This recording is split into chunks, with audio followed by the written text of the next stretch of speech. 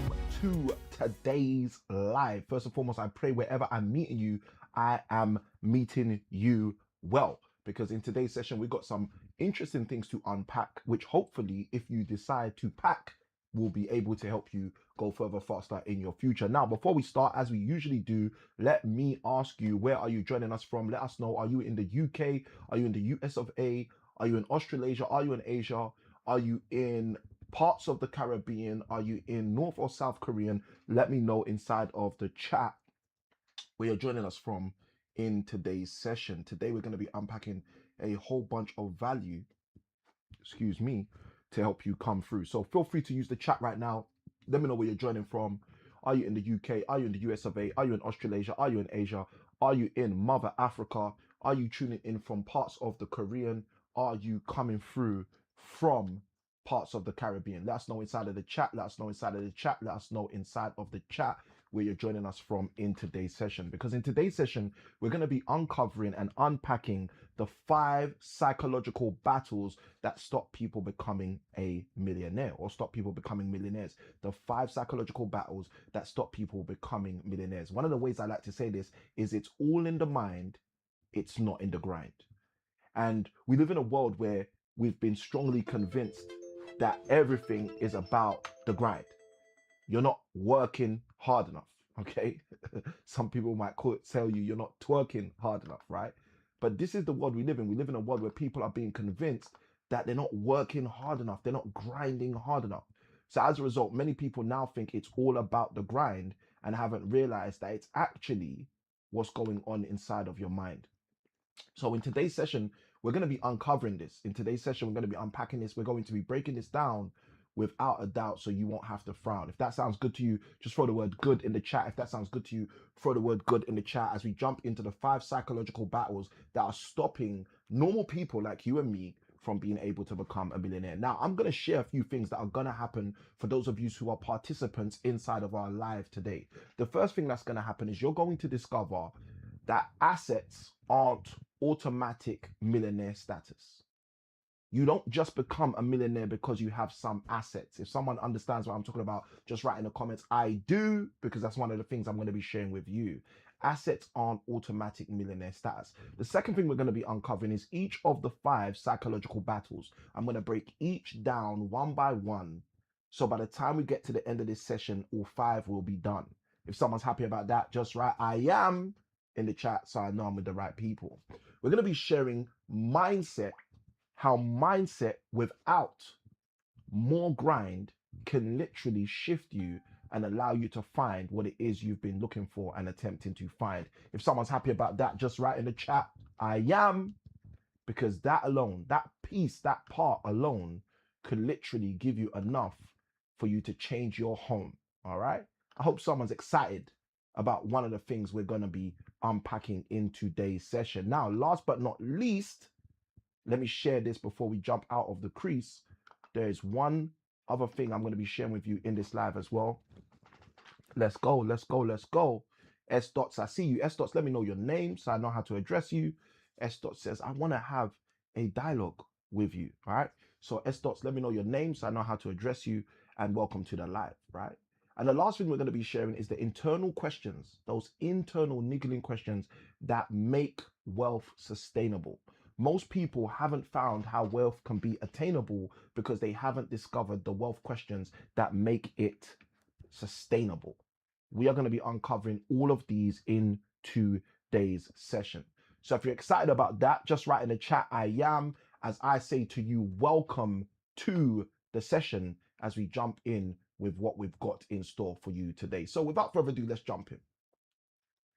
I want to start by sharing with you about the difference between assets and identity.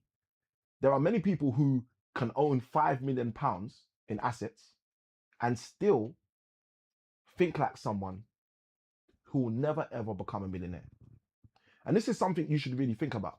Wherever you are in your wealth journey, if you're someone who's never thought you could be a millionaire, if you're someone who's working on the road to creating millionaire status, if you're someone who's been struggling, asking yourself, when am I ever going to change my circumstance which financially feels strange? Or if you're someone who's, like many of my clients, you've got to that place where you have £5 million worth of assets or more, but you still don't ever see any 1 million come through in your door. Regardless of your situation, regardless of your circumstance, regardless of your scenario, we're going to be breaking down the differences between the assets and the identity. So here's my question to you. What's the difference between having £1 million and becoming a millionaire? You see, because to most people, they don't see a difference. And that's what creates the difference. For most people, they can't understand that these two things are not the same. And this is the thing that stops these two things from ever becoming plain in their life.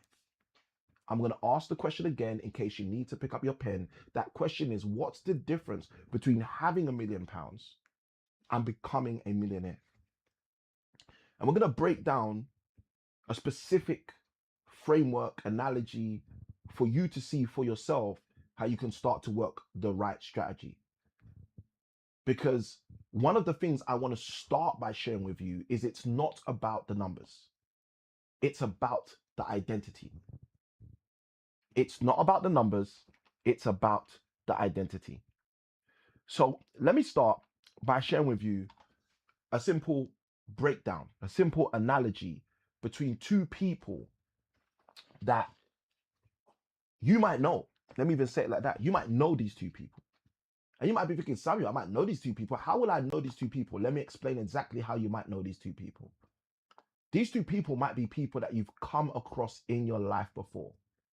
These two people might be people that you've acknowledged in your life before. These two people might be people that you've shared in your life meetings with, space with, you've held environments with. And you've still said to yourself, well, hold on a minute, how comes things haven't turned out the way I thought they should turn about? And as we go deeper into today's session, what's going to happen is you're going to have a clearer comprehension on how these people can be around you, how these people can surround you, but yet how these people, when you think of their financial situation, can still confound you. Let's jump into this example. I want you to take one individual. We're going to call this individual Ian. I don't know if we're clear enough. Are we clear enough? We're not clear enough. It's too thin. The pen is too thin today because I've been using the tablet to read books. So in the books, I don't I don't need it all thick in the books. Let's go. That should be thick enough for us. Cool. So let's start. We got Ian here. That should be thick enough for you guys. Yes, there we go. All right. So we're going to start with Ian. Someone write in the chat, Ian. Okay. Ian's the kind of individual that you might have around you in your life. Okay. But Ian inherits some wealth. For the sake of today's conversation, let's say Ian inherits £1 million. And the difference between Ian is we're going to contrast Ian today with someone else. Let's make them a lady. Let's say we have Ingrid. Okay. Now, Ingrid, on the other hand, unlike Ian, Ingrid doesn't inherit wealth. Ingrid literally creates wealth. For the sake of this conversation, let's say Ingrid creates £1 million. So we have Ian who inherits £1 million. We have Ingrid who creates £1 million. And the question I have for you, which I think is profound, is which one knows how to do it again? Do it again. Do it again. Which one knows how to do it again, my friend? Let me know in the comments below. Which one knows how to do it again? Because tragically, this is the life we find ourselves in. We find ourselves very often sometimes observing people who inherit something, but yet we take our time to try to follow them to get the same thing. But when asked the question, if Ian inherits wealth and Ingrid creates wealth, which one knows how to do it again? The answer becomes simple. Let me know in the comments. You see, as we uncover the various different psychological battles that people face on their journey to wealth creation, we're going to see specifically the differences between an Ian and an Ingrid. And my hope is that by the time you've engaged with what I'm about to share with you, you're going to be able to come to a place where you can make a decision about which one you desire to be. Whether you desire to be someone who's going to inherit something of value, or you're going to be someone who says to yourself, no, no, no, I'm not going to stay in the inheritance land. I'm going to shift into the world of creation. Because I shared earlier, and I'll share again, that true wealth is not something that is just done through the grind. True wealth is something that's developed through a person's mind. And this is the reason why people will often change their mind before they change their bank balance. I want you to think about that for a moment for yourself. Do you believe that you're going to receive what you desire to receive without changing what you believe? I want you to think about that again. Do you believe that you're going to achieve what you desire to achieve without at least slightly changing what you currently believe? Because as one of my coaches used to say to me, if you already knew it, you'd already do it. And this is the big challenge for most people. They don't know it, so they won't grow it. And as a result, sometimes we've got to take a step back, reassess, reevaluate before we say, okay, now I know how to penetrate. So if you're ready, Emma, thank you ever so much for your comment. I see you. Welcome to the live. Emma, you let me know where from. You let me know where from. You let me know where from. All right, as we go deeper, guys, I will most likely forget this, so I don't want to forget this. So I'm going to say this all now, because when I start jumping into these five, I know what's going to happen. I'm going to forget about all of this admin stuff that my team are always telling me. Samuel, remember to tell them to do this and ask them to do this and invite them to do this, right? So I'm going to forget all of that stuff. So that I don't forget, I'm going to do it all now. Emma's just literally reminded me. And then straight after that, we're jumping in full steam. If anyone's ready for that, just write in the chat full steam. If anyone's ready for that, just write in the chat full steam. If anyone's ready for that, just write in the chat full steam, and then we'll jump right in.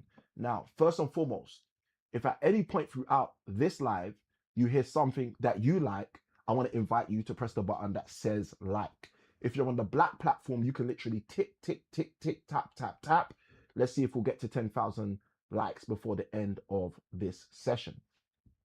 Secondarily, if at any point you hear something that you think someone out there should hear, then feel free to press the button that says share.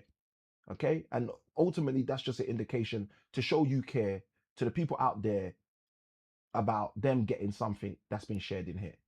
If that makes sense, someone just write in the chat, yes, so I know it makes sense. Okay? Additionally, if you are not following, okay, hit the follow button so that if we get disconnected or in any other way affected, you don't say tomorrow, oh, I neglected the opportunity to start following the host. So take advantage of this opportunity right now. Hit the follow the host button or follow the page button so you can engage in the future with other value that comes from the page. Okay. If this sounds like it makes sense, just write yes in the chat so I know that we're on the same page. Now, last but not least, if you are on the red platform, you can hit subscribe and become a part of the tribe. Now, I've said all that. I'll probably forget to say it again. So without further ado, let's jump right in. I want to share with you the 5 psychological battles that literally stop people from becoming millionaires. As I've often said, the battle is in the mind, it is not in the grind. If you're someone who's been hoodwinked into believing in grind culture and you're literally grinding down your mind, you might be surprised to find that it's actually your mind you need more than the grind. The mind is the key tool and resource necessary for you to win in this financial thing. Now, most people say they actually want wealth, but very few people have an appetite that refuses to settle. And the reason I want to start here is because the first psychological battle that you will face in order to achieve millionaire, multimillionaire, and beyond status is the battle of deep desire. Someone write in the comments, deep desire. You see, most people just generalistically believe that wanting more is greed. The reality is, when you study greed, you realize wanting more isn't greed. Wanting more is stewardship. Now, I know there's going to be people who say, oh, but Samuel, how can that be the case? If I want more, I must be a greedy person.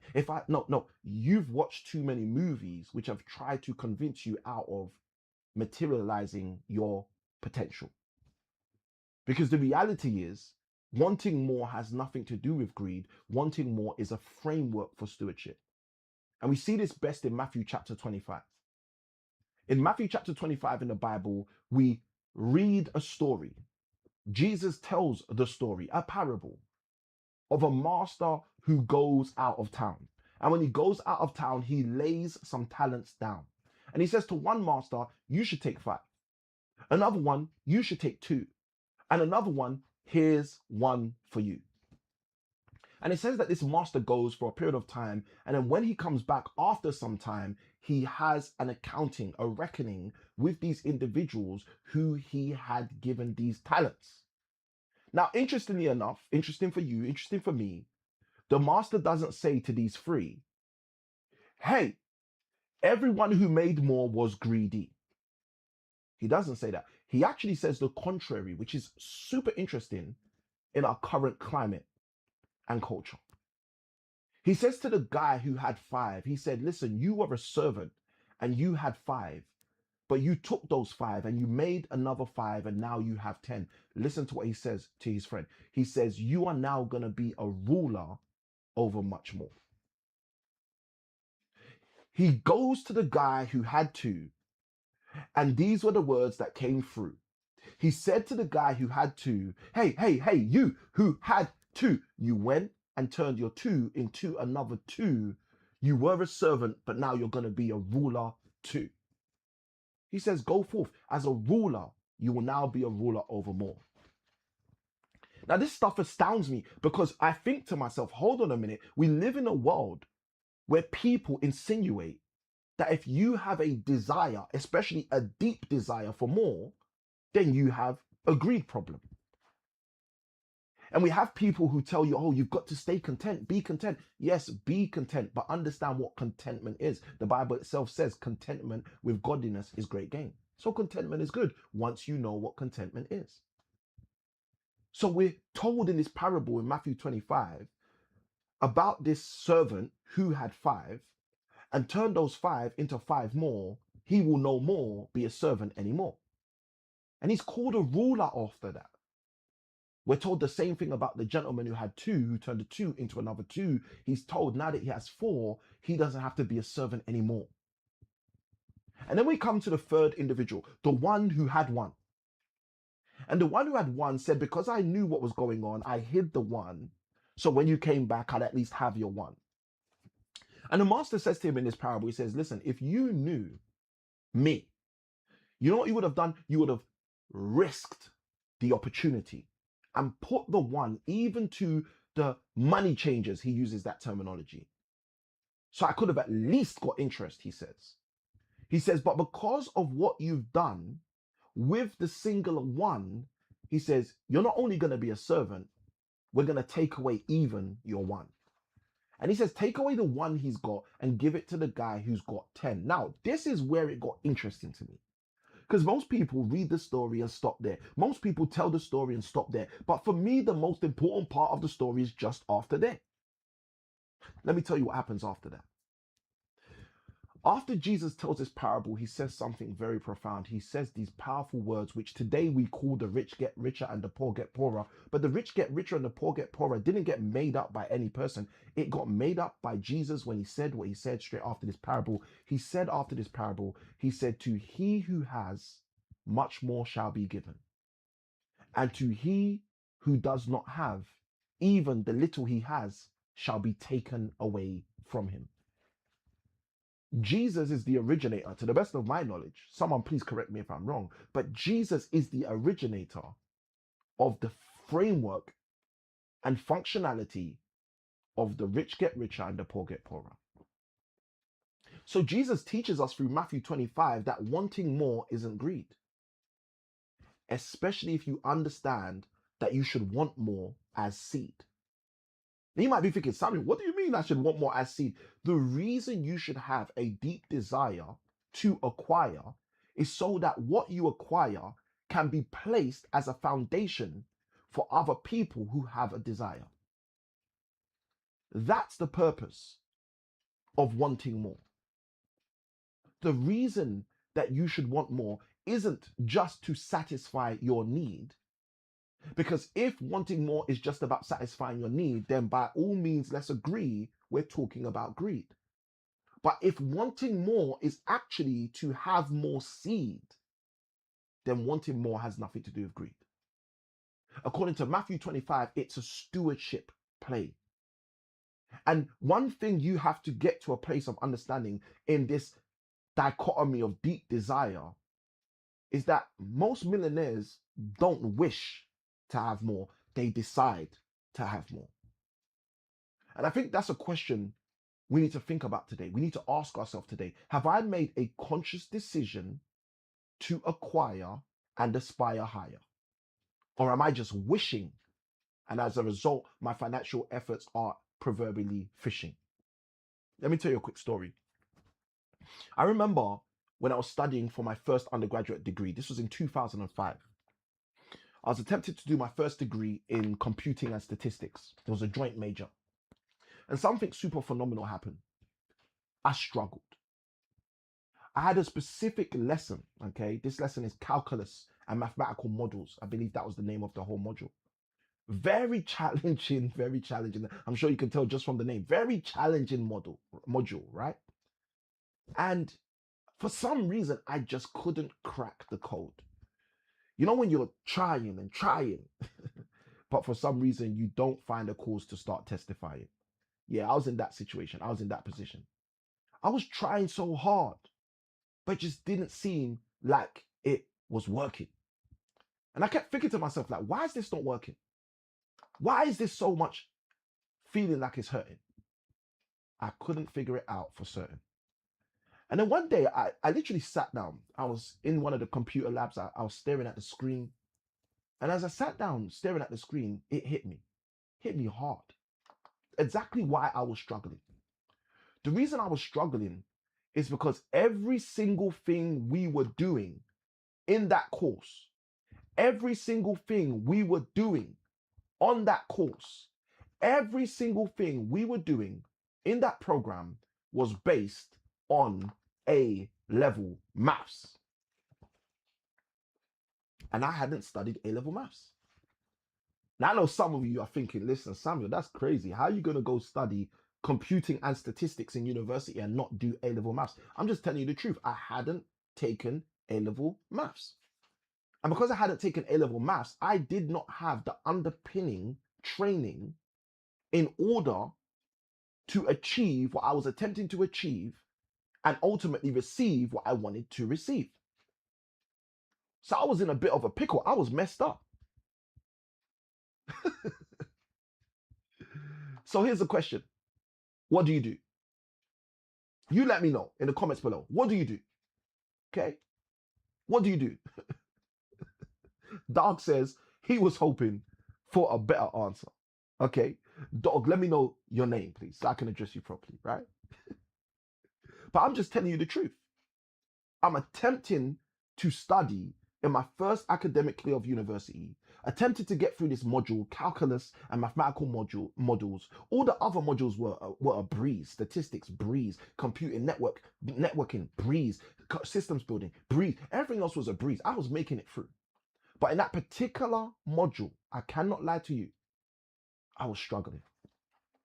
And then it hit me. That day, sat at the computer lab, staring at the screen, it hit me. The reason you are struggling is because all of this is founded on A-level maths and you didn't study A-level maths. So what do you think I did? I'm going to tell you what I did. I asked myself, do I have a deep desire? And this is why this is so important. If you're really thinking about the psychological battles that you're going to have to face in order for your finances to start to hit a new place, you are going to have a deep desire. I had to realize that I wasn't going to leave. I was not going to run away. I'm going to get what I came there to receive. So guess what I did? I said, you know what? I know I have a deep desire. I'm going to teach myself A-level maths whilst I'm actually learning my university degree. And that's what I did. And that's what I did. The question I have for you is, how deep is your desire to do what you say you desire to do? Because that's going to be the difference maker. The difference maker is not going to be what people tell you it's going to be. It's not going to be if you wake up at 5 a.m. and have this sick morning routine. No. A sick morning routine is just going to make you sick. But I started to realize that I just needed to turn on the deep desire. How deep was my desire? And I can tell you, my desire was so deep that I graduated. And the only reason I would have graduated is if I passed my first year, and I passed that first year. I didn't have to retake any exams. And that was simply because I recognized within myself I had a deep desire. So I ask you today, how deep is your desire? If you are someone who says you require to aspire higher, the question you should ask is, how deep is your desire? Let's do a journal task. I want you to take out your journal and take out your pen and write down this question. The question is, what do I want so deeply that I'm willing to become someone different to achieve it? You see, most people have never got to a place where they've realized that the thing they desire is so deep that they're willing to no longer live like a sheep. So that's the question to ask yourself. What do I desire so deeply? Now's the perfect time. Take out the journal, take out the pen, start to write it down. What do I desire so deeply that I'm willing to become someone different in order to achieve it? Because for most of us, I'm going to be very transparent. We've never asked ourselves that question. And as a result, we've achieved and approached our goals with apprehension. And from time to time, when we start to face tension, we do not know why we go through so much suspension. And that's the answer. It's simple. It's because we have to accumulate a deep desire.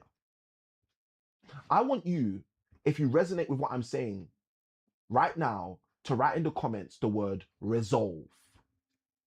Because as you write the word resolve in the comments, you are taking the initiative, taking a moment to make a declaration within yourself and for yourself that you're ready to do what it takes in order for you to get what you desire. Now, if you are willing to take that step and declare resolve, I'm going to share with you something to help you achieve your resolve. I call this the pyramid of desires.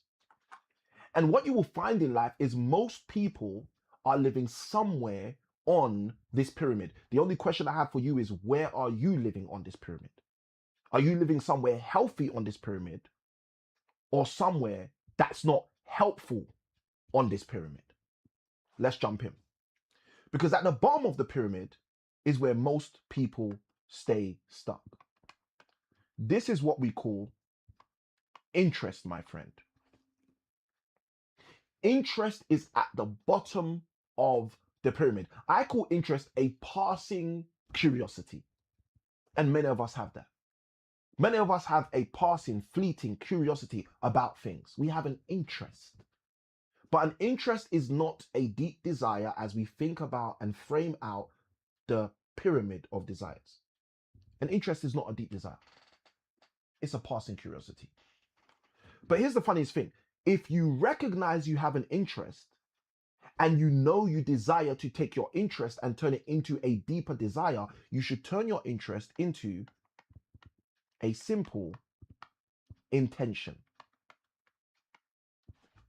This is where stuff starts to happen. You might be asking, Samuel, how come stuff starts to happen when I turn my interest into an intention? Because an intention is at least a deliberate aim. An intention says to the world, I'm getting in the game. So you have to make that decision at some point in your life to not just stay stuck at an interest, but develop your interest into an intention.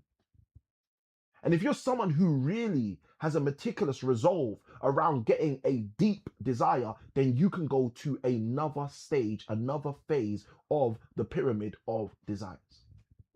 And this other phase, this other level of the pyramid of desires is to go past interest, beyond intention, into a place of what we call integrity. Integrity is where you'd hear, the late great American presidents make statements like, if it's going to be, it's up to me. I think it was John F. Kennedy who said, don't ask what you can do for your country, don't ask what your country can do for you, but ask what you can do for your country. Do you know what John F. Kennedy was attempting to inspire within people when he was making such a statement?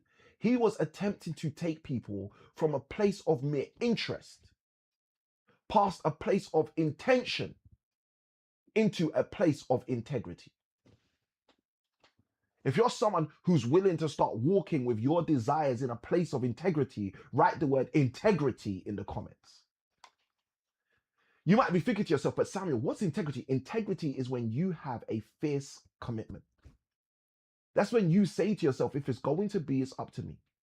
That's when you recognize that I'm not going to play around with everyone else who plays around. I'm going to go past interest, shoot through intention, and knock on the door with integrity.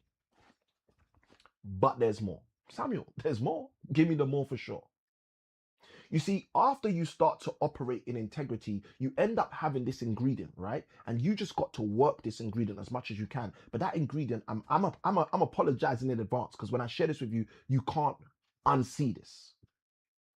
But after you start to operate in integrity, you start to have something called incompatibility. You might be thinking, Samuel, incompatibility, what's that all about? That's when you become incompatible with everybody else. That's when you have become separate from everybody else. And I know some of you just want Samuel to give you the Bible breakdown. If you want to see the Bible breakdown for that incompatibility, go check out Proverbs 18 verse 1, where it says, through desire, a man having separated himself will intermeddle with all manner of wisdom. Incompatibility is the level of resolve. That's the level where you are no longer afraid to look different to everyone else. That's the level where you have made a resolve in yourself that I'm going there regardless of who else. That is what we call incompatibility. Now, there's another phase in this pyramid. There's one more phase in this pyramid. And the last phase, here's the thing. Let me share this with you. Let me level with you real quick. The last phase in the pyramid is the phase very few people get to. It's a phase which, when people do get to, people say, oh, have you heard of this guy? It's a phase where people start to synonymize the product of what you're producing with the person who produced it. That last phase of the pyramid of desires is all the way up at the top. That last phase of the pyramid of desires goes far beyond interest, elevates way beyond intention, steps way above integrity, steps on top of incompatibility. And that last phase is what you and I know as infatuation. You see, infatuation is what I call a healthy obsession. Another way you can call that is mastery. When someone makes a commitment within themselves to master something, they have gone beyond interest, they've gone beyond intention, they've gone beyond sticking to it with integrity, even past incompatibility. and they venture, I dare say, into infatuation.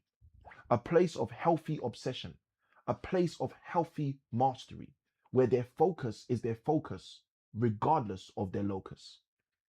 Regardless of where they show up, they know what is the main thing for them. So if you're someone who's hearing what I'm saying today, and you've made a decision, like I often say to my friends, to recognize that if you live life casually, you'll become a casualty. I want you to make a declaration in the comments of what is the thing that you are about to start focusing the pyramid of desires on. What is the area in your life where you're going to say to yourself, no, from here on out, I'm going to pursue this thing without a doubt.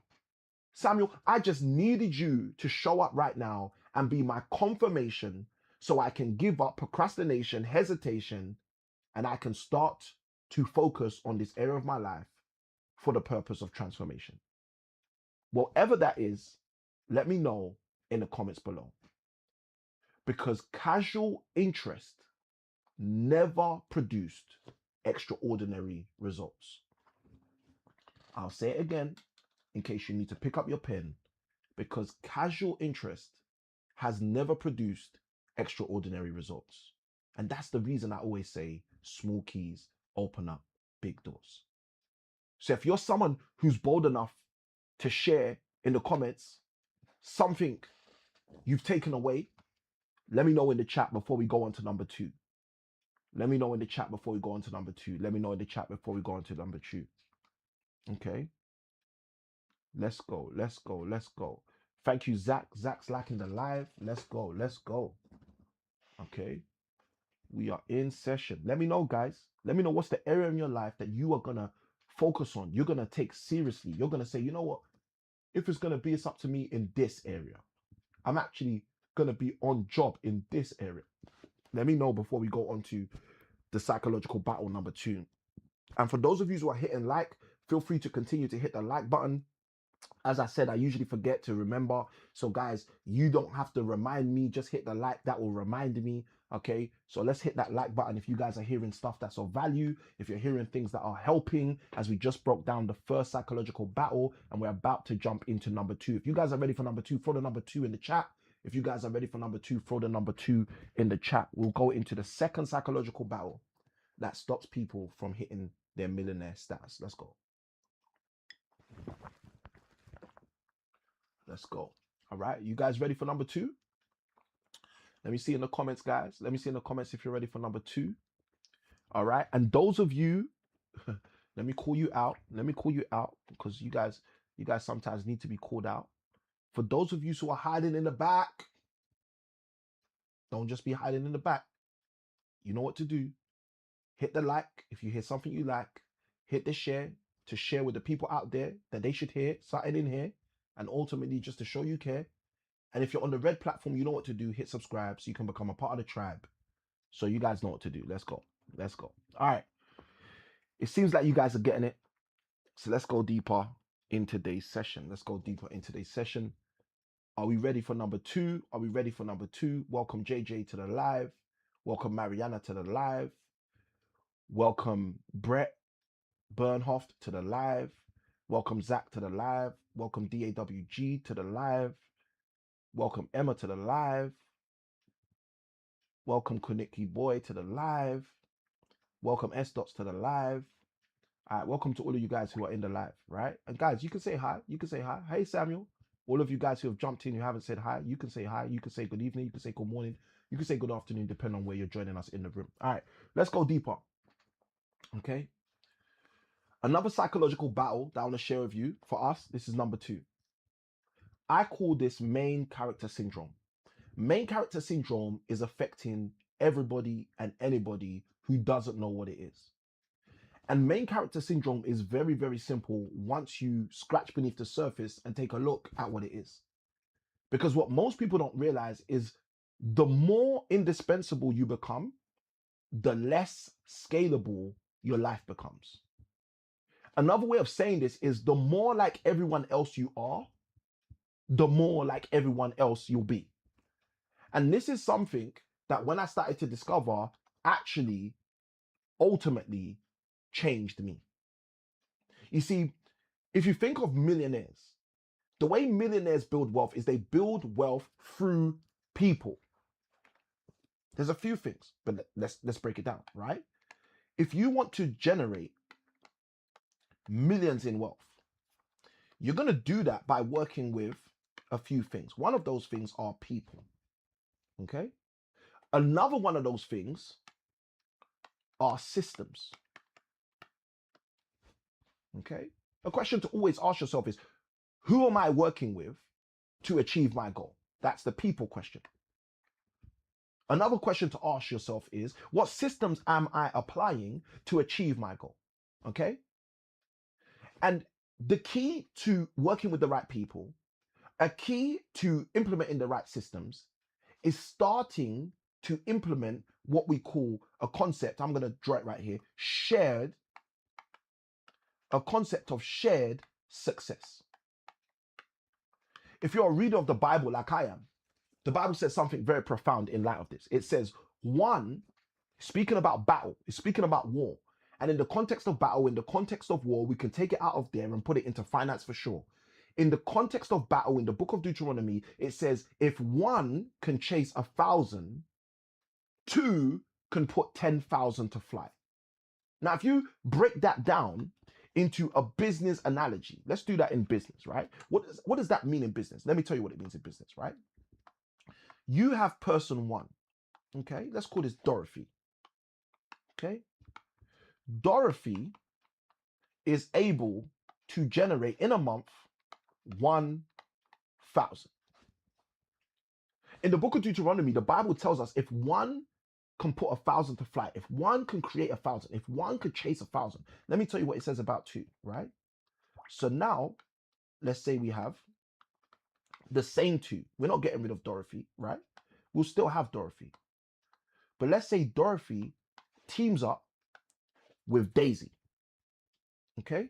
So now we've got D and D. According to the Bible, if one can generate 1,000, two are going to generate 10,000. Now, this should be very interesting to you. I remember when I first heard this, this became very interesting to me, especially when you take the application from war and implement it into finance. Because you start to interestingly realize very quickly, well, hold on a minute. If Dorothy has 1,000, even if she gets all of it, she's only got 1,000. But if Dorothy and Daisy create 10,000 and they take 50% each, the same Dorothy doesn't end up with the same 1,000. Now Dorothy ends up with 5,000, which is 5 times more.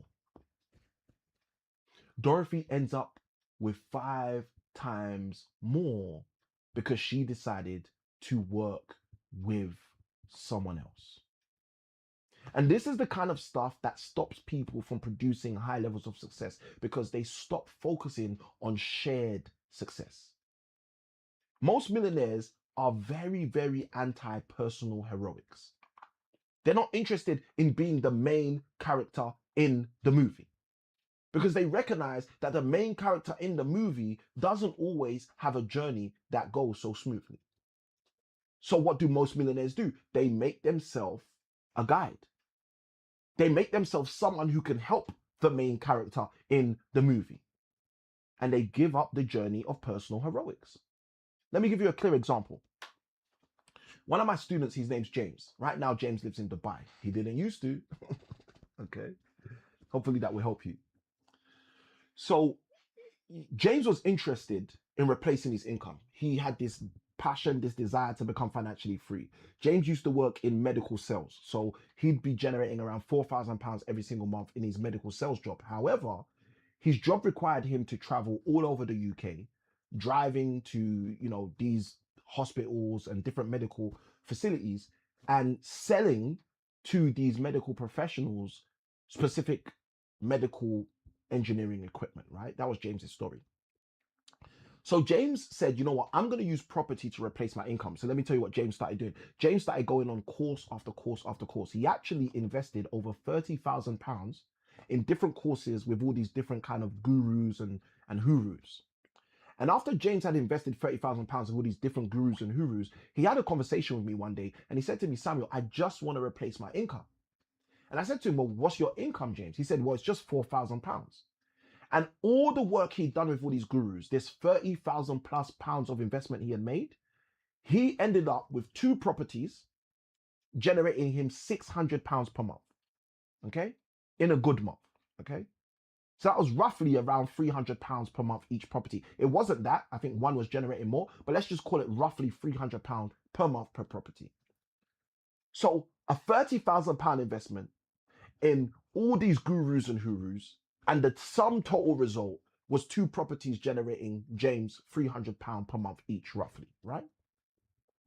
So James says to me, Samuel, if I could just replace my income, I'd be happy. So let me tell you what I recommended to James. I said to James, listen, come and join our upcoming cash flow creation week. It's 5 days, and in each of those 5 days, you don't have to take time off work. You don't have to do any of that. Just come. The classes are in the evening.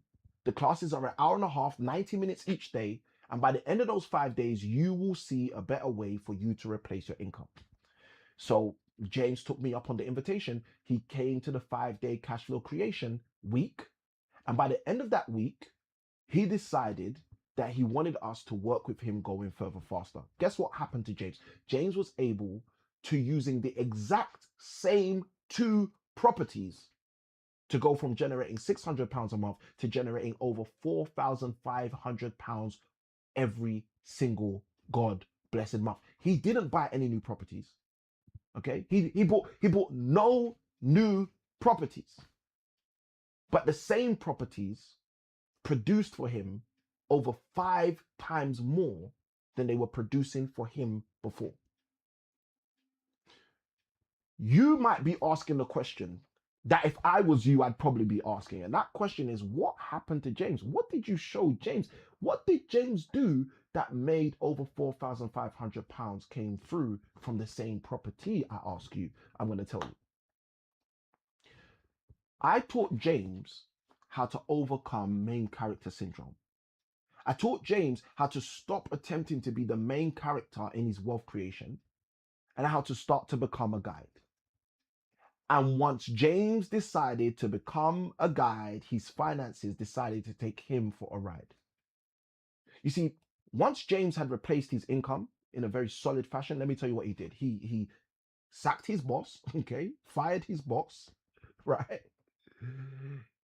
After sacking his boss, he decided, I did not encourage him to do this. He decided, now that he was financially free, to go full time into property. He made that decision. And it was by virtue of him going full time into property that James actually met his wife. At the time, she wasn't his wife, but he met the love of his life. And now he got married to his wife. And then they decided in November of 2024 to move to Dubai. Okay, now, why am I telling you James's story? I'm telling you James's story because James's story is a classic story of how main character syndrome gets us locked in to the wrong thing. You see, when we are always focused on us being the main character, we're literally making ourselves more indispensable. We're making ourselves the same as everyone else because that's what everyone else does. Everyone else is preferring themselves first. Everyone else is thinking of themselves first. Everyone else wants to be the person who gets there first. So guess what happens? Everyone else, unfortunately, over time, tends to die off first. But what would happen if you changed things? What would happen if you said, I get it. If I do what everyone else does, I can only get what everyone else gets. So I'm going to do something different to everyone else does so I can finally get what I've been desiring to get. Let's do a journal task right now. I want you to open up your journal, take a pen. In your notebook, notepad, iPad, tablet, stylus, pen, paper, everything you need to succeed. Take this opportunity and ask yourself this question. Where am I still acting as the hero instead of as a guide? Because in the words of Zig Ziglar, If you help enough people get everything that they desire for the rest of your life, you will never require anything. In the words of Jim Rohn, service to many leads to greatness. And even better than Zig Ziglar could have said, or even better than Jim Rohn could have said, the way Jesus said it is the way that it rings in my ears on a daily basis. Jesus said, if you desire to be the master of all, you must first do well to become the servant of all. It's the service to many that leads to your greatness. It's recognizing that if I position myself as a guide, my wealth will no longer hide. I want to encourage you, if you resonate with what I'm sharing right now, to comment the word guide in the comments. And as you do that, I'm going to walk you through what I call the muscle framework. So you can see exactly the journey that things need to take for you to have what you desire to have. And this muscle framework is a very simple framework, okay? And it literally articulates how you produce astronomical outcomes in your life. And it always has to start with me. That's how it starts. It starts with me. You are the architect of your desires. You are the architect of your goal. It starts with you. Because if it's going to be, it's up to me. It starts with you. But the moment you get the vision, as it says in Proverbs 29:18, as it says in Habakkuk chapter 2, write the vision, make it plain, so he who sees it can run with it. Proverbs 29:18. Guys, you see, once you catch a vision, the vision's not just for you, the vision is for you to push it through. Let me share this with you. Proverbs chapter 29. Without a vision, let me tell you what it says.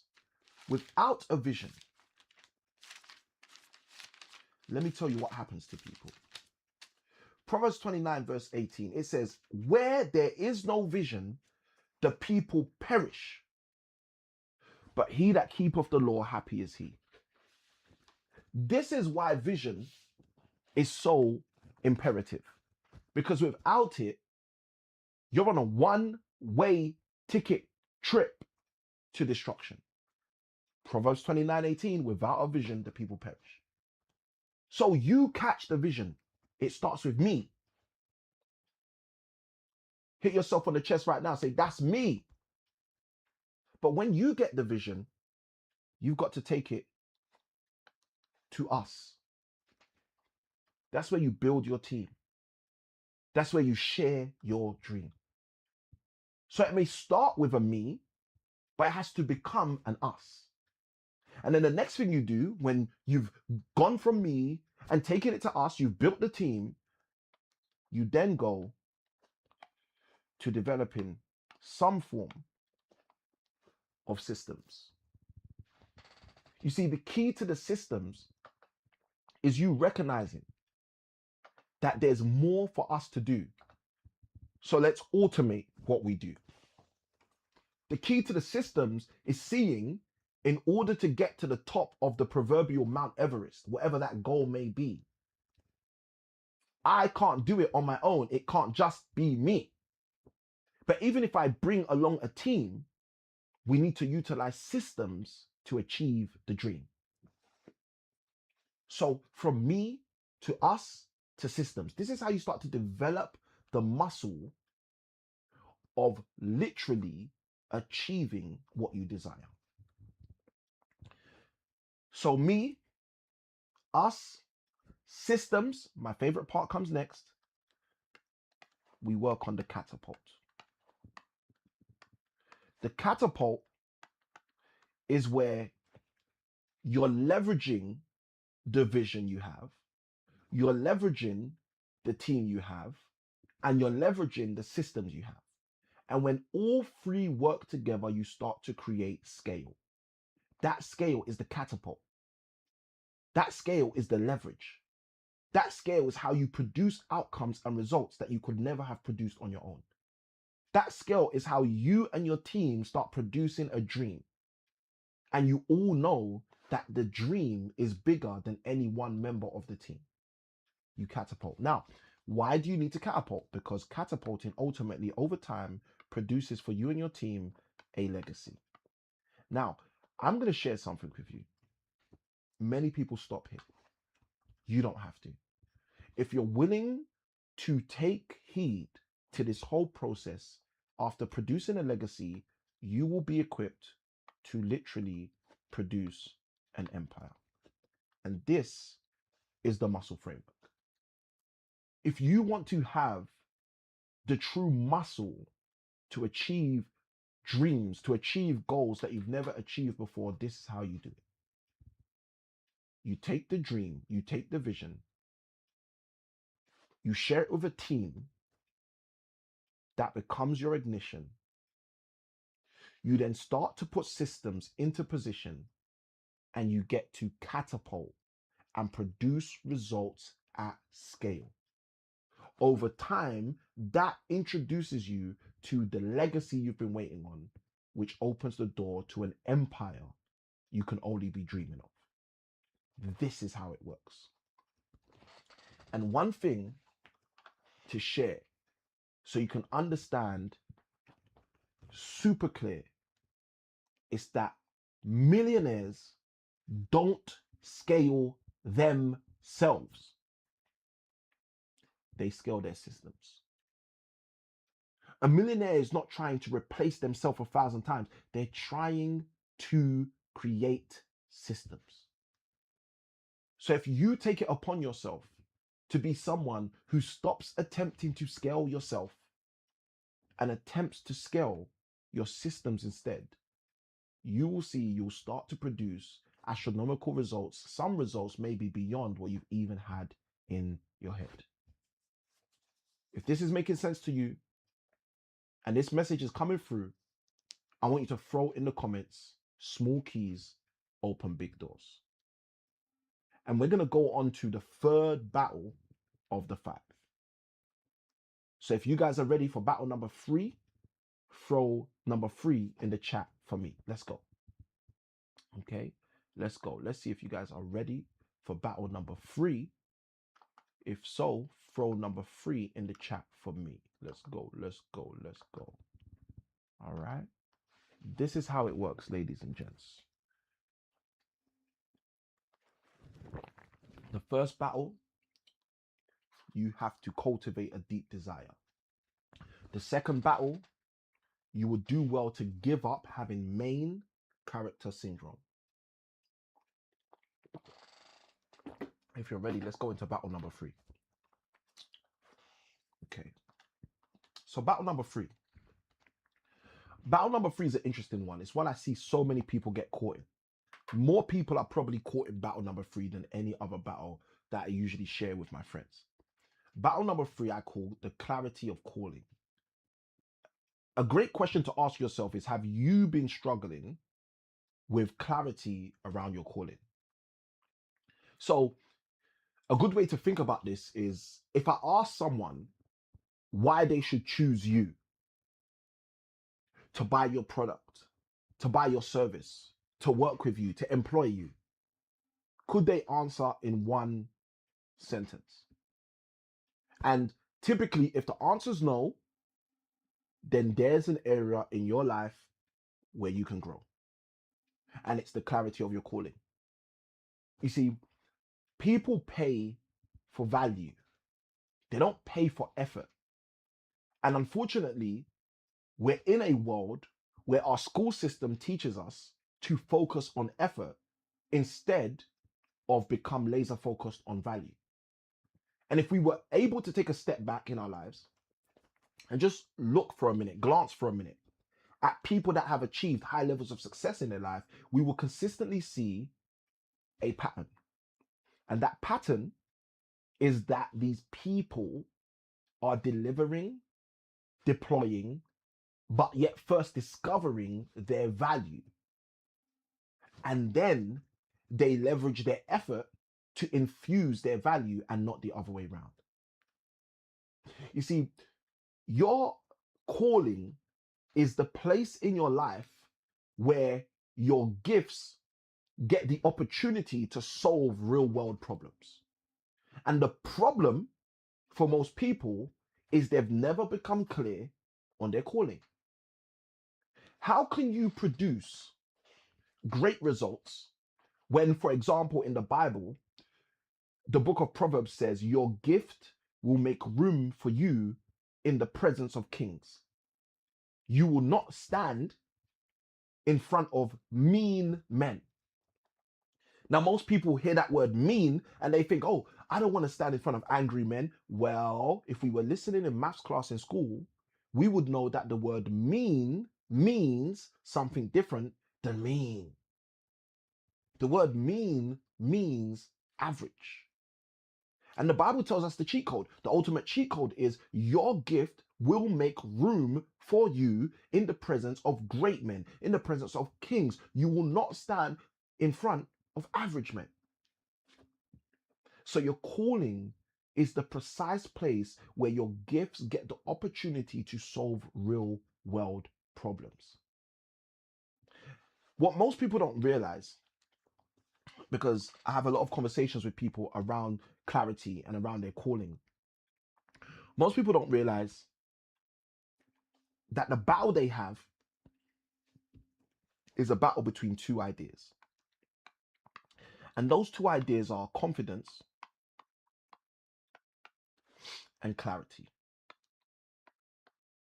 So often what happens is people say to me, Samuel, the moment I feel confident, I'll start to build my clarity. And in all fairness, I have to be transparent with them and say to them, you will never develop confidence until you first embrace clarity. And the reason why this works like this, the reason why things are built like this, is because clarity creates confidence. Clarity is the key ingredient to create confidence in your future, to create confidence around what you desire to do, create confidence around the results that you can have coming through. Clarity creates confidence. So if you're finding in your life at times in a season for some reason that you're lacking confidence, the real thing that's actually missing is most likely usually clarity. The clearer you get, the more bold you can be. And this is the cheat code for everybody. You see, most of us don't realize that confidence actually even attracts opportunity. Confidence is the magnet that causes people to lean in when you're speaking.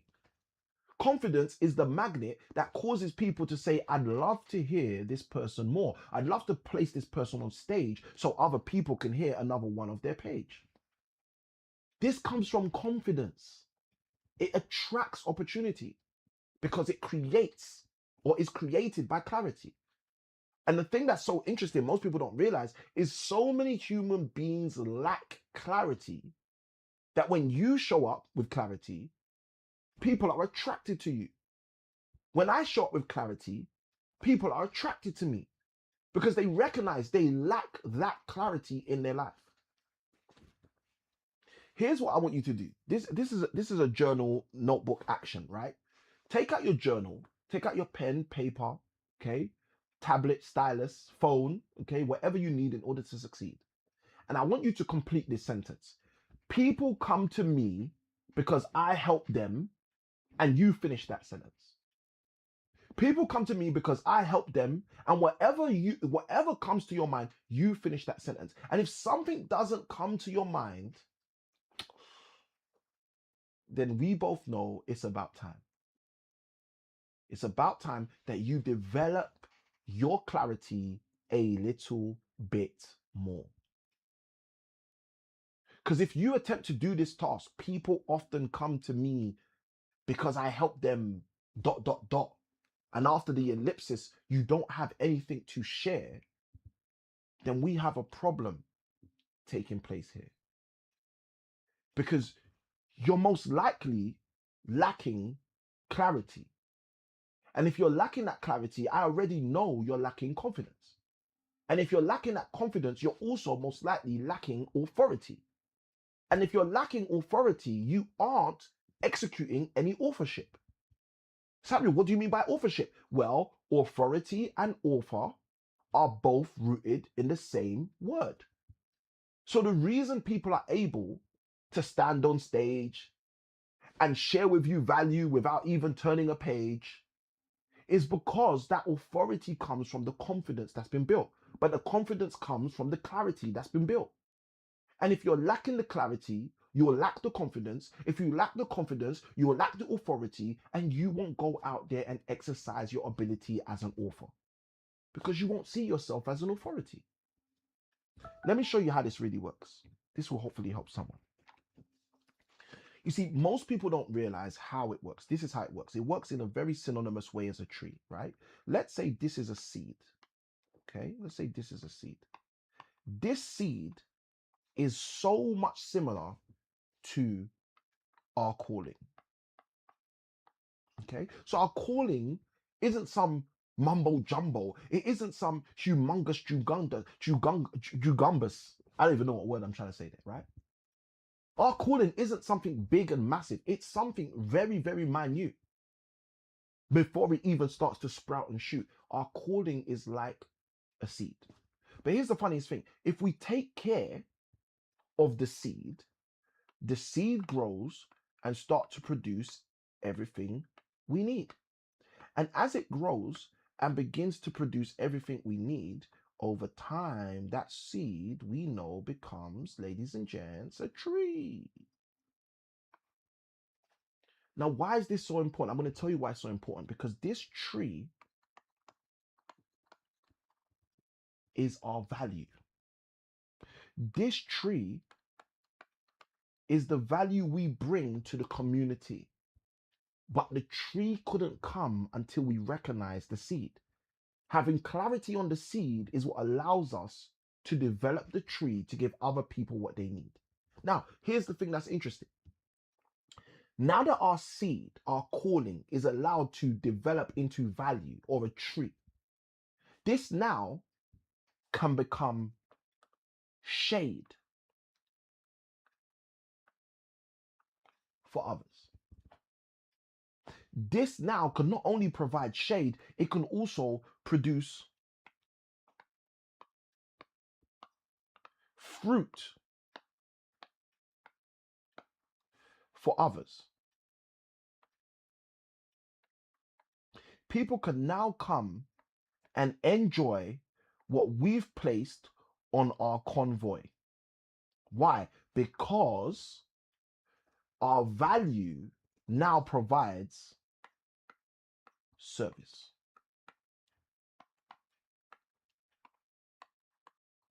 Our value is able to provide service when we get to a place where we're not so focused on eating our seed because of our greed, but we're more focused on using our seed to create everything we need. Now, there's more. You see, the moment you're calling, that seed right there is allowed to produce everything you need, the tree of value, and produce service in the form of shade, in the form of a fruit, in the form of a place for birds to place their nests, and so forth and so forth. The moment our value through means of our calling is providing service, we start to build a currency that very few people have. And that currency is known as trust. In our ability to serve others, we start to develop trust. Now, let me tell you where trust comes from. Trust is not coming from the fruit. Most people mistake this. The trust actually comes from the root. The reason trust is able to come from the root is because every single thing that's an outcome, like the fruit, are all singularly and solely relying on the power of the root. So this is the reason why this becomes so powerful. because your calling's the seed, your value's the tree, your service is the shade and fruit for you and me. But then the trust starts to develop because of your reliability, but it's all because we're relying on the root. And then the next thing happens. And because we're talking about the psychological battles that we're facing on the path to becoming a millionaire, let me tell you what happens next. The next thing that happens is your trust builds a society, an environment, a system where people are willing to now give you income.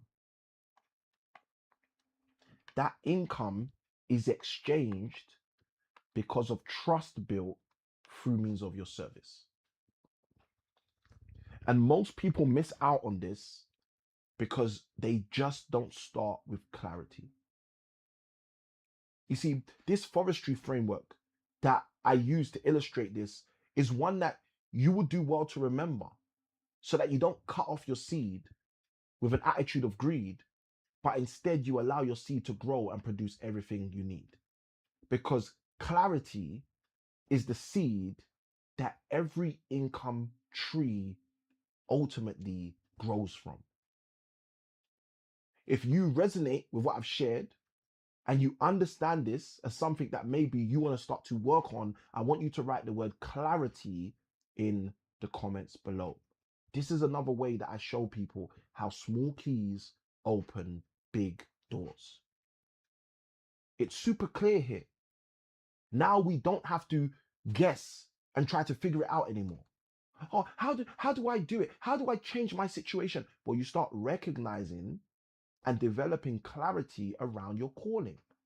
And then you start investing your energy and your effort to propel your calling so that your seed can produce the tree of value, and that tree of value can serve other people. And in serving those other people, you start to culminate and develop and build trust, which ultimately results in people paying you income. If this is valuable to someone, throw the word value in the chat. If you guys are ready for trap number 4, battle number 4, that is attempting to knock, knock, knock at your door, someone throw in the chat number 4. Let's go. Let's go, let's go, let's go.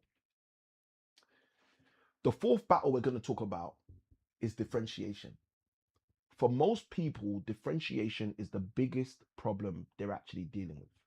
Because most people don't realize that if you're indistinguishable, you're equally replaceable. So a question you have to ask yourself on your journey to create wealth is, how indistinguishable have I become? And what ultimately, if that's the case, has to be done? Because nobody wants to be replaceable. You don't want to be replaceable by a colleague. You don't want to be replaceable by technology. You don't want to be replaceable by a system. You want to make sure that the value you bring to the table is value that people know they have to work with you in order to get. And I think my first warning to you will be, don't compete harder. You see, that's the first mistake people make when they start realizing that their income is at stake. They start attempting to compete harder. Or I'll show up earlier to work. Or I'll leave later from work. Or I'll start this new business and in all my spare time, I'll work. They attempt to compete harder instead of competing differently. Imagine if you stopped attempting to work harder and you started working on working differently. Standing apart, standing out. You know, most people don't realize that standing out beats fitting in. But so many people spend all their life attempting to fit in. Now they don't even know how they get in. But you have to realize that it's the standing out that makes you stand out. You see, I'll share with you a quick story to help you understand this from my perspective. A number of years ago, I used to host networking events, specifically property investment networking events. And at one point, I had one of the most successful property investment networking events in the whole of the UK. We'd have over 100 property investors attending this event every single God blessed month. And I was doing this for a number of years. And over the years, I would meet landlord after landlord, property owner after property owner, aspiring millionaire after aspiring millionaire. And I started realizing something very interesting about all these people I would meet. Many of these people had many different problems, but there was specific people with a specific problem that I recognized that I was perfectly suited to solve. Okay. Now you might be thinking, Samuel, perfectly suited to solve. How did you figure that? Well, there was a number of reasons. One, my graduate and undergraduate studies. My first undergraduate degree was in computing and statistics. The first master's I studied was a master's in statistics. I then went on to qualify as a teacher, PGCE in secondary and A-level maths. And then I went on to become a teacher trainer and study my master's in teaching. So I had a specific skill set as it pertains to my career. Then outside of my academic qualifications, my specific work, working as an estate agent at the age of 19 in my first full-time job, working in high-level sales in my other jobs, like I had specific seeds that gave me what I need. So one of the skills I had that I brought to the table that I saw was very beneficial for certain problems with certain people inside of the networking environment was I could spot patterns. I could spot patterns very well and very quickly. And I'd often see the same pattern occur with many of these landlords with one specific situation. And the specific situation were the landlords who had £5 or more million in their portfolio worth of property, but they were generating less than 1% of that in their income. I kept spotting this pattern and I kept realizing the problem here is they don't have any portfolio optimization. And I kept realizing that no one around us in the environment was helping them to get that. No one around us was saying, hey, if you've got a portfolio of 10 properties or more, and out of all of those doors, you're not making over £3,000 a month, you've got a financial time bomb waiting to happen and you need help. I never saw anyone tell those people they need help, but I just kept spotting the pattern. So one day I realized when I decided to no longer be the main character, hashtag main character syndrome, I realized that in order to help these people, I had to become an architect of their understanding. I had to start to share with them that I understood their problem implicitly because their problem kept speaking to me. That was my differentiation. Because as a host of a networking event, you've got 100 plus people in front of you and they've got 100 plus problems in front of you. And at the end of every event, every single person wants to talk to you.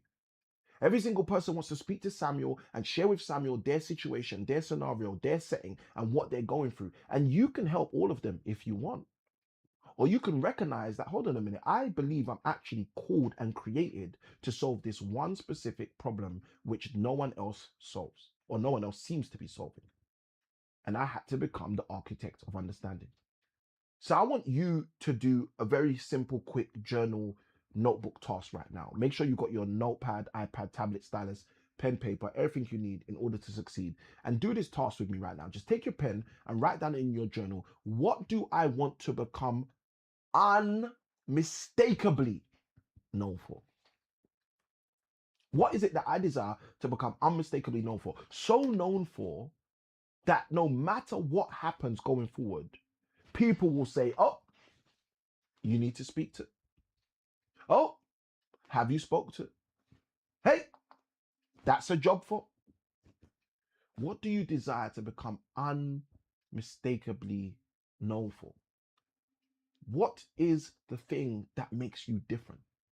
And maybe even take a moment right now and throw a comment in the comments below that says different, the word different, as a clarion call, as a distinguishment that I'm on the journey of recognizing what makes me distinguishably different. Because for many people, it's different things. But you need to recognize what it is for you. What's the thing that you're going to allow to come through to make you different, to allow you to stand out? Because most people don't realize that differentiation creates demand. The moment I started getting clear on what was different about me, more people started to try to surround me. because they recognize, oh, he's solving this specific problem and I have this specific problem. Hold on a minute, he can help me with this problem. Let me share a few aspects about this. Problem most people have is most people live in this place called comparison. And the reason comparison is such a problem is because nearly everyone is there. So it's super crowded. And if you understand that wealth is created, value is created based off the key core metrics of business, which are supply or demand, you staying somewhere where everyone is there is you staying in a place with high supply and over time low demand. So you have to get out of the place of comparison. And how do you do that? You do that through a process called positioning. Now, unfortunately, I'm not telling you a super secret right now because a lot of people understand what positioning is. So as a result, you've got many people who actually do focus on this. So there's still the dichotomy of supply and demand not necessarily working for you in the position of position. So you can come out of the place of comparison. You can get into the place of positioning. But as I've mentioned, many people still stay there. The key is to go a step further. And when you come out of the place of positioning, you want to get to the place where you are focused primarily on your difference. Now, the reason this is beautiful is because this is where the few live. Now, you might be saying, Samuel, where did you get that from? I'll tell you, same place I get everything from. I got that one from the Bible. The Bible has a unique, profound verse. It says, wide is the road that leads to destruction, and many there be upon that road. But then it says the paradox. It says, but narrow is the path that leads to life and godliness, and few there be that are upon that road. And the thing that's interesting is if you take that same dichotomy that was shared in the Bible with you and me and start to realize how it works distinguishably in business, in the creation of wealth, guess what? You will change your financial self. Because you'll start realizing that all of the times you've lived in the realm of financial comparison, you've lived in a place where everyone else is. And the one or two times you decide to step into the place of positioning, you'll realize, hold on, most of the people are still here. But when you tip yourself into and delve into difference, you'll start to see that you will make a difference. And people will literally see you as someone who's completely unrecognizable from the crowd. And this is what very few people do. So this is what fixes the situation for you. If you want to go even further, let me break a few other layers down to this. Because what happens when you start to focus on difference is you start to develop two things which are super astounding. The first thing you develop is a reputation. A reputation for uniquely being different. Why? Because you're the only one who does that thing that's different. And this is what so few people get to build in their lifetime. So few people get to a place in their life where they've built a reputation around their difference. But this is how people end up being known for something, because they've developed a reputation. But let me tell you what marries the reputation. Because after you start to develop a reputation, you start to create your own demand.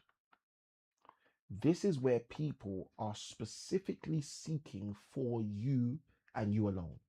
Why? Because this is in high supply and this is in low supply. So ultimately, it produces demand. And this is what a minority of people build. If you desire to have better results going forward, the key is to focus on difference and allow that difference to build a reputation, allow that difference to develop your demand so that you can start to produce results like never before. Because it's literally the clearer positioning that's going to attract the right audience for you. And whilst people are not focused on shifting their positioning, whilst people are not focused on being clearer on their difference, whilst people are staying in a fog of comparison, you'll be able to develop reputation and ultimately develop your own demand.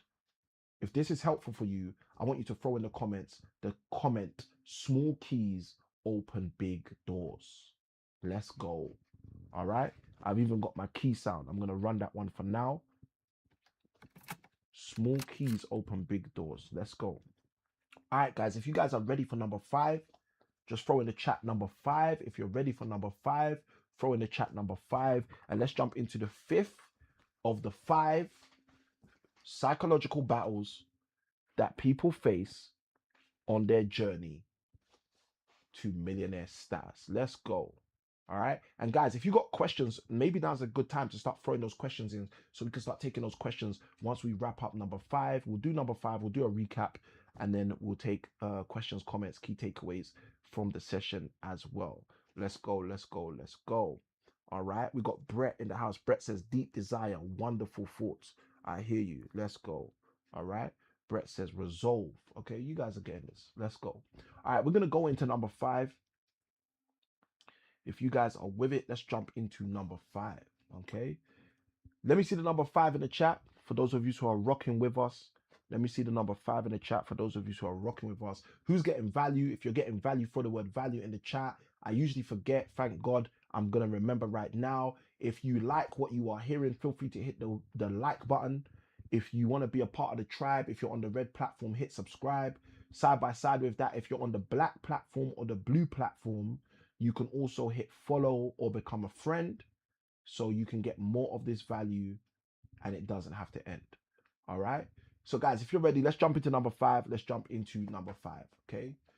Because what I want to talk to you about for number 5 is indoctrination of improvement. Okay. The indoctrination of improvement is a concept that most people are absolutely, completely oblivious of. And it's the indoctrination of improvement that you'll see is one of the biggest psychological battles that people face on their road to becoming a millionaire and multi-millionaire. Okay. And the reason why is because most people don't realize the day they stop improving, their future instantly equally starts shrinking. And this is something that we have to think about on a regular basis in our life. We have to think to ourselves, have I stopped improving? In Japanese, there's a word, they call it kaizen. And that word simply means ever increasing, ever improving. Okay? In our current climate, in personal development, a lot of people talk about getting 1% better every day. There's a lot of these analogies and adages out there, but one of the things we have to understand is that in order to pursue high-level goals, in order to achieve millionaire status, one of the keys is to understand the indoctrination of improvement. Because what most people don't realize is growth isn't an event. It's literally a culture. And when you see growth as a culture instead of as an event, you start to prepare to get ready for it on a daily basis rather than just on a day's basis.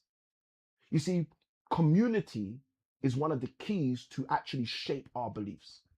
Many of us have beliefs about wealth, a belief about health, a belief about relationships, which we may not even recognize were developed in the communities we've been a part of growing up. So, for example, if you come from a home where there are certain said beliefs about relationships, you're ultimately, until something changes, until you go on a journey of improvement, going to harbor those same beliefs about relationships. If you go to a school or attended a school where they had certain beliefs about wealth and about the creation of revenue, then ultimately, unless you go through a process of indoctrination of improvement, you are going to harvest and manifest those same beliefs about wealth that the school you went to shaped within you. This is why I often say to people, you cannot use school tactics to achieve non-school outcomes. In schools, they don't talk about financial freedom. So why do you think the tools they gave you in school are going to be adequate to create financial freedom? And this is the reason why we have to go on a journey of the indoctrination of improvement. We have to improve ourselves. We have to improve ourselves. We have to improve ourselves. You see, I used to be so big on networking when I was running my networking events until I realized that networking is exchanging cards, but community is where beliefs are built. And when I started to realize that, I started to say to myself, hold on a minute. If I keep having short-sighted relationships through networking, hosting these networking events, letting all of these people come and everybody shakes your hand, and the likelihood of building community with these individuals is minimal at best, then I'm setting myself up to be a healthy card exchanger, but an unhealthy belief developer. And this is what helped me start to realize and start to see about the indoctrination of improvement. This is what got me in the right place, in the right frame of mind to start to realize, hold on a minute, I need to get focused on improvement. And not just improvement once. It's not one and done. It's about continually doing this, making this habitual, turning this into a culture, making this a way of life. Because one of the things I discovered is that the right rooms can shift your standards. And what most people are focused on is just trying to shift their strategies. I want to ask you this question. What would happen in your life if you became someone who allowed yourself to have your standards shifted? Even as I say this, I'm thinking about some of the rooms I've been in. Some of those rooms where tens of thousands of pounds had to be paid in order to be inside of that room. One particular room that comes to mind where the price tag to get in the room was $155,000. And what comes to my mind is how my standards changed from being in those rooms. What comes to my mind is the fact that the impact on my strategies was so minute compared to the impact on my standards. Because as you go through the journey of the indoctrination of improvement, you focus on developing yourself so your baseline increases. So many people are trying to get their top line to increase, but their baseline's in the same place. And what they're ultimately doing without realizing it is creating a never-ending stretch for themselves, which only ultimately stretches themselves. Whereas if you shift your baseline higher and higher and higher and higher, what happens is you achieve higher things with less work than you require. Because your foundation is higher, your footing is higher, your footstool is higher, your stepping stones are all higher. So what would happen if you increased your baseline? What would happen if you developed your standing? What would happen if you took a significant time out and said, you know what I'm going to do? I'm going to improve my standards. I'm not just going to stay where I was or where I've been. I'm going to stand higher than I've ever been. I'm going to produce more than I've ever produced because my standards are being expanded. Let's do this journal task right now. Grab your notebook, iPad, tablet, stylus, pen, paper, everything you need to succeed. And what I want you to do is I want you to write down this question, a simple question, and take a moment or two to answer the question. And this is a question that I often ask myself, but it's a question that will help you in developing your wealth. And that question is, who am I becoming because of the people I'm consistently around? If you genuinely answer that question, the result of the answer may be profound. Who am I becoming because of the people I'm consistently around? So many times in our life, we don't realize how our community is shaping our beliefs. And as a result, we don't realize how we end up believing things that we don't even desire to believe. And sometimes we look back and say to ourselves, how did I get here? without realizing, as I often say, incremental partnerships create exponential results. It's the incremental relationships, the incremental community partnerships that are producing the exponential results. So one of the things I often like to share with people is what I call the path to progress. And I believe you deserve to understand this. From studying the pages of the Bible, I've discovered that there's a very simple path to progress in any area of your life. And that path to progress I often describe with like a torch, okay? Because you want to get to the light. And the reality is it starts here. Because the first thing you must do if you desire to progress in any way of your life is you must learn. You must learn. You must be exposed to some form of learning, okay? So this learning is a byproduct of what I'm going to call exposure. Let's do this a bit clearer. Exposure. You start in a place where you have to learn. But you can only learn by virtue of what you've been exposed to. Now, once you start to learn that new thing you desire to do, that new level you desire to achieve, that new standard that you desire to receive, you then have to make a commitment to turn. Because if you learn and don't turn, how else will you be able to earn? And most people just think, oh, well, when I learn, I'm going to know because knowledge is power. Well, it doesn't work like that. The exposure is what introduces you to the invitation to learn. But when you learn, you need to activate through means of application so that you'll be able to turn. The Bible says it way better than I can. It says that you shouldn't be a forgetful hearer. If you're someone who's willing to learn, but you're unwilling to turn, that's the exact definition of a forgetful hearer. That means you're hearing what to do, but deciding not to apply this process through. So it starts with the thing you learn. It shifts into making a decision to turn. And then most people think they're going to earn, but that's not how it works, unfortunately. After you learn and then you turn, you get the greatest opportunity, which is to become stern. This is the path where the people who used to know you do the old thing you used to do think you become unrecognizable.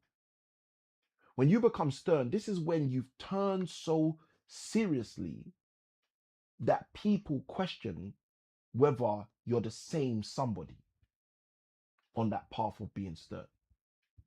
And what most people don't realize is in the process of being stern, where you are developing a form of refinement. You're ultimately becoming somebody else. As I usually teach on the levels of transformation when people transform, and I talk a lot at the time about how a caterpillar becomes a butterfly. As we talk through that teaching on the transformation process, what you have to understand is the refinement process is the stern process. You are becoming someone else. And ultimately, as you become your future self, you then ultimately get to earn. And what most people don't realize is what earning is. Well, in financial monetary terms, earning is earning money.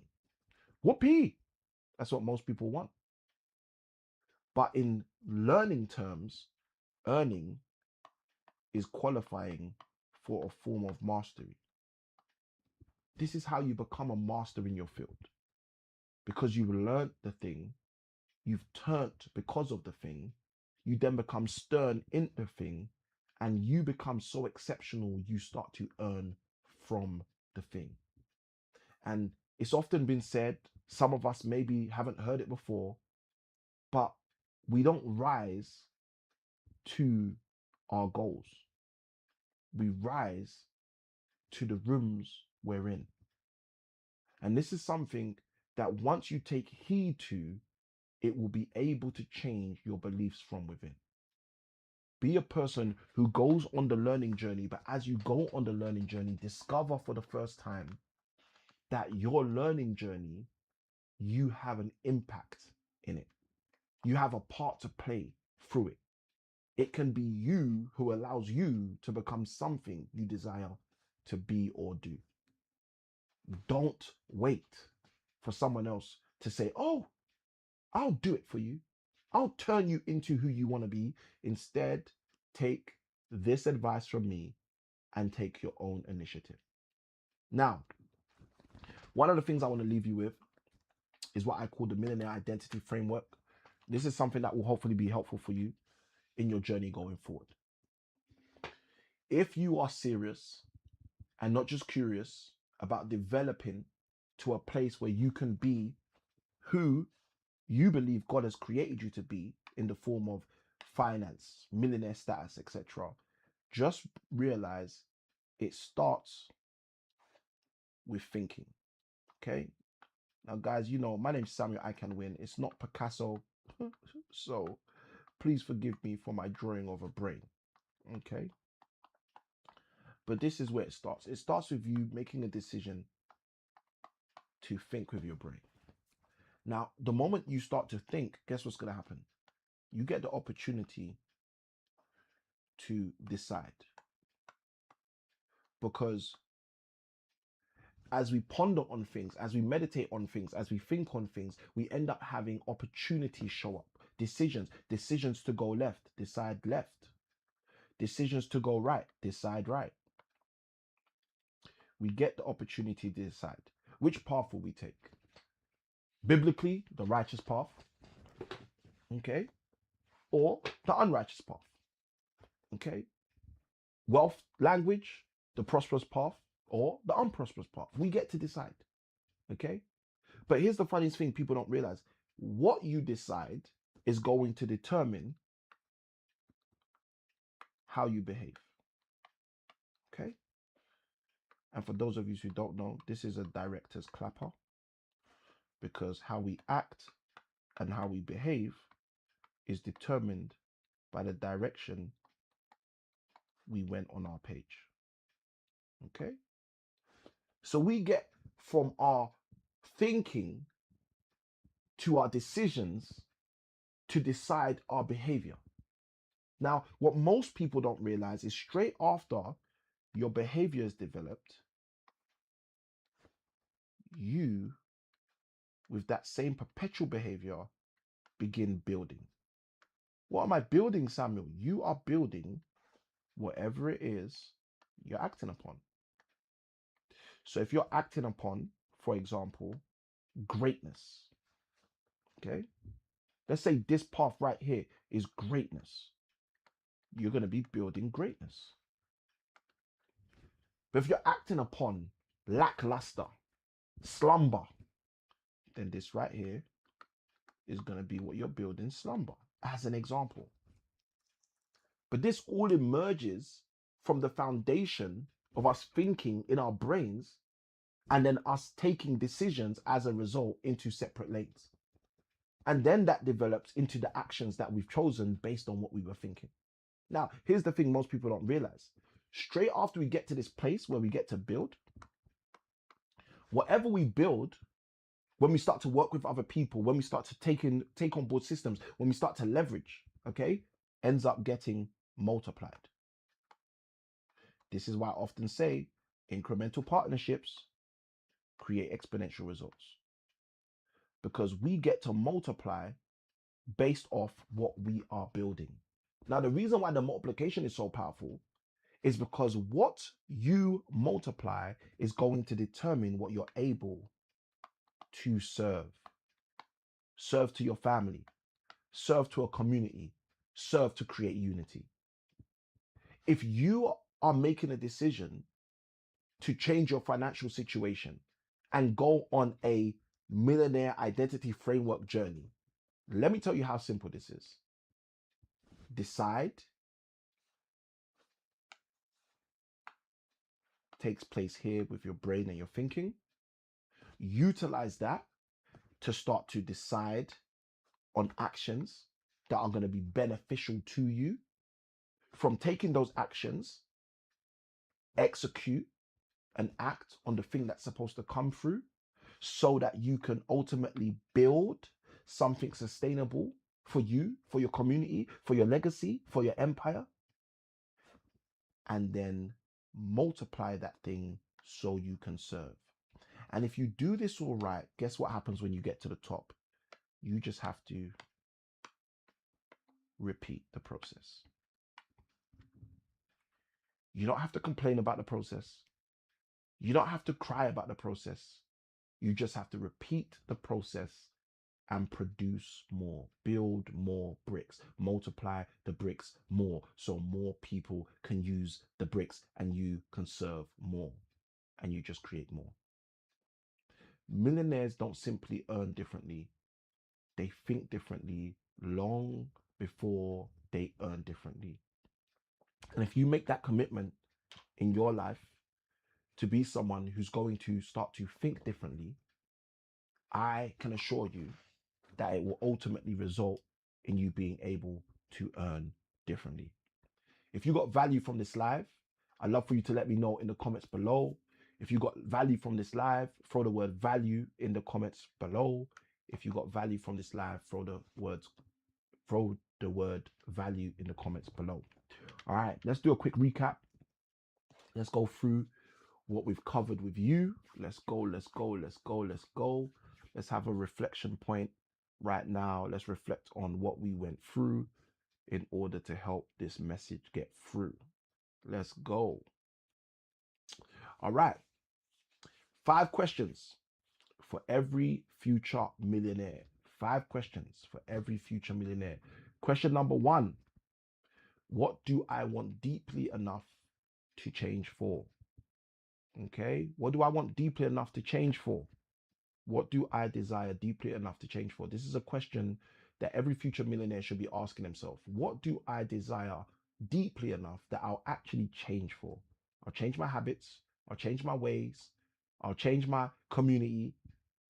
I'll change what I do in my days. What do I want deeply enough to change for? Question number 2. Every millionaire should be asking themselves, what am I making myself, and where am I making myself, and how am I making myself the bottleneck? Okay.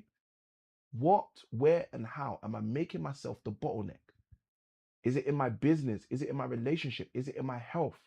Is it in my wealth? Okay. What, where, and how am I making myself the bottleneck? This is question number 2 that every aspiring millionaire, every person who already owns millions in assets but can't realize why they haven't got millions in their account. If that's you, these are the questions you need to ask for the millions to come through. What, where, and how am I making myself the bottleneck? Let's go. Question number 3. What unique value do I consistently bring? Okay. What unique value do I consistently bring? Now, if you're someone who hasn't built a portfolio yet, you're someone who's not like many of my high level clients, then maybe ask yourself, what unique value can I consistently bring? Okay. But for those of you who are the kind of people I've been working with for a number of years over the last decade, you already know what value you consistently bring. You just probably haven't sat down and articulated it and earmarked it and written it down. So now's your time. Take this opportunity. Pen, paper, notepad, iPad, tablet, stylus, everything you need in order to succeed, and write down the question and write your answer. What unique value do I consistently bring? Okay, simple question. Let's get it down and then answer it. Okay, let's go to question number 4. 4th question for every future millionaire. Let's go. What makes you impossible to be compared with? Okay, what is it about you that can make you, that will make you, that should make you impossible to be compared with? So what we're kind of asking is, what's your hot sauce? What is it that is your unique, some people use the term USP, your unique selling proposition? No, but what is it that makes you impossible to compare with? There's going to be something. And here's a little pro tip. If you struggle to answer any of these questions for any reason, go and ask your spouse. If you're bold enough, go and ask your children. Go and ask them. Ask them the question. Hey, honey, I just wanted to ask you this quick question. What is it that you think makes mommy impossible to compare with? What is it that you think makes daddy impossible to compare? Like, go and ask them. Ask the people that spend the most time with you, and you'd be shocked at how much insight they have on you. And more importantly, how you can leverage that to go forward. When I teach the muscle framework, part of the muscle framework is it goes from me to us. And this is one of the great places, even in just answering these reflective questions, to be able to tap into the us energy. Fifth question for my future millionaires. Fifth question. Who is helping shape, the person you're becoming? Or literally ask that in first person. Who is helping shape the person I'm becoming? Ask yourself that question. Because the answer to that question is probably going to reveal to you a lot about yourself. But more importantly, it might reveal to you something you should really ultimately change about yourself. Question number 5, who is shaping and helping to shape the person that I'm becoming? That's question number 5 for my future millionaires. Quick recap. There are 5 psychological battles. The first one, battle number 1, is deep desire. The second one, battle number 2, main character syndrome. Battle number 3, is the clarity of your calling. Are you clear on your calling? Battle number 4, differentiation. Focus on being different and not on working harder. Battle number 5 is the battle of improvement. My question is, which battle has been quietly limiting your growth? Let me know in the comments below. Is it number 1? Is it number 2? Is it number 3? Is it number 4? Is it number 5? Which battle has been quietly limiting your growth and your growth potential? Let me know in the comments below. Now's your time. Let me know in the comments below. And if you've been getting value from today's session, what I want you to do is throw in the chat the word build. Throw in the chat the word build, because we are building a whole new infrastructure for you to get the value you desire. Let's go. All right. Now, which of these 5 battles, 1, 2, 3, 4, or 5, has been quietly limiting your growth? Let's know in the comments below. Okay, let's know in the comments below. All right. Okay. So what I want to leave you guys with is this. I want you guys to understand that millionaires aren't formed by information alone. Okay. They're formed by identity. They're formed by accountability. They're formed by the development of a community. So for those of you who got value in this live, throw the word build in the comments. And as I often say, remember, small keys open big doors. And I'll see you guys on the next one. Good day. God bless. Let's go.